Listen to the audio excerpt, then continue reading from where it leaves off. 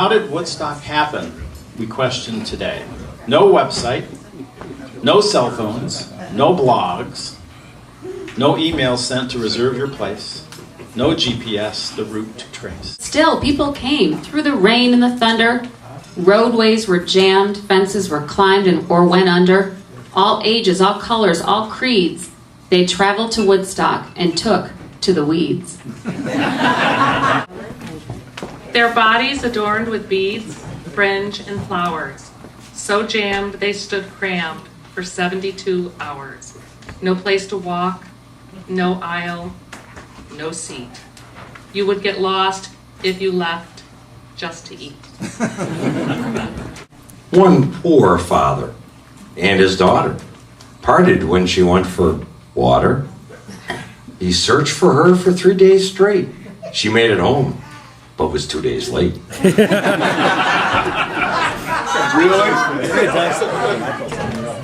The Yasgur farm was remote indeed, but the list of musicians who could believe. Santana, Hendrix, Joplin in the band, top of the charts all over the land. Sly and his family led in dancing and fun, while the Who emerged with the day's rising sun. Jefferson Airplane came on real quick, featuring the voice of sexy Grace Slick. Joe Cocker needed a little help from his friends, while blood, sweat, and tears started musical trends. Crosby, Stills, and Nash were over the top, then Sha-Na-Na made us dance when they sang At the Hop. The people of Woodstock were our generation. We wanted a new way to think in our nation. Our dream was to change the world for the better, where freedom and peace would be lived to the letter. Where all sorts of people in harmonious living could make the world better by loving and giving. The importance of Woodstock? It isn't a mystery. It was the most peaceful gathering in all of world history.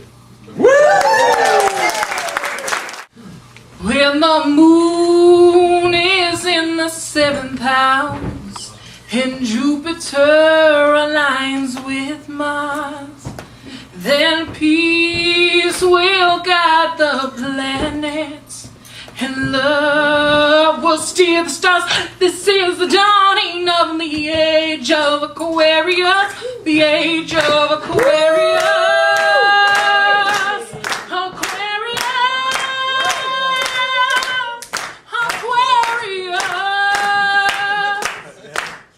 Harmony and understanding, sympathy and trust abounding. No more false adorations, golden living dreams of visions, mystic crystal revelations, and the mind's true liberation. Aquarius,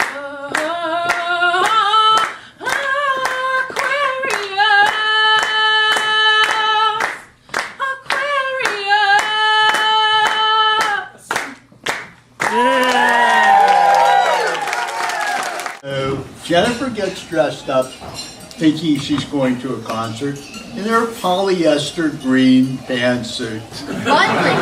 Lime green pantsuit. And I think I wore jeans. I can't remember. You know, the Alice B. Toklas brownies were there. And so we drove down, and we were able to get there pretty close to about a quarter of a mile from the event. And we walk in, we go to the main, where the main gate had been, because by that time it had been knocked down.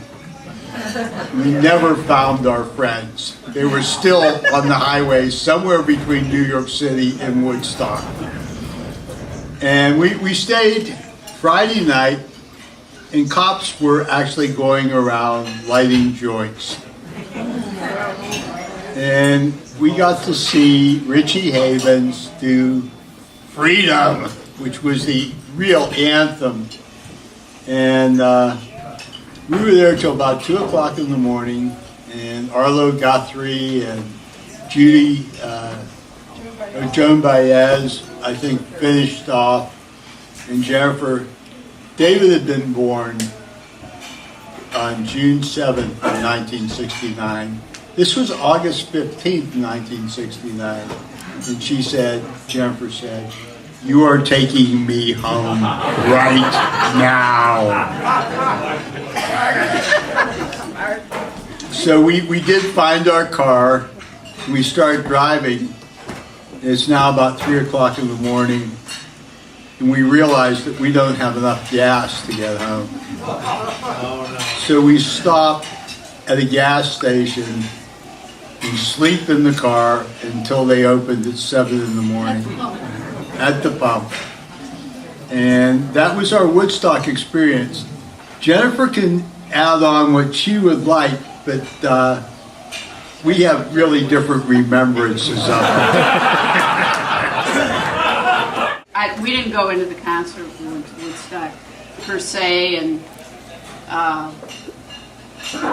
what it was, you know, it had been declared a disaster area, and there were people around, walking around with boa constrictors around their necks. Yeah, you know, and people were all out on the streets. There was nowhere to go to the bathroom, quite obviously. But people were, the merchants were all really trying to be nice. They were amazing, really. Because the diversity in what you saw among the people that were walking the streets was mind-blowing, to say the least. It was just, it wasn't scary, but it was like visiting a different planet, because all these freaks had come together from all over the country. Well, anyway, so here's my little story. So, as they're coming around, you know, they've got disaster people coming around saying, "Okay, you guys, you need something to eat, you need something to drink, you need a place to sleep. Go over to the park," you know, and so we had 2 little kids with us, and there were 4 adults, I think. So we decided, let's go over and check it out, see what this is all about. So we go there, and there was a setup with all these people, local people, farm people, you know, little women in canning aprons, you know, and they've all got food out for all these freaks that have shown up in their town, you know. I mean, the most unlikely thing you could think of. So as we're going through the line, just marveling at this, we get to this one thing, you know, so these dishwasher, you know, food service size bins, and they're full of hard-boiled eggs. And these little ladies are standing back there, and they're just glittering. They've written peace symbols on each of these hard-boiled eggs. And that, for me, was Woodstock.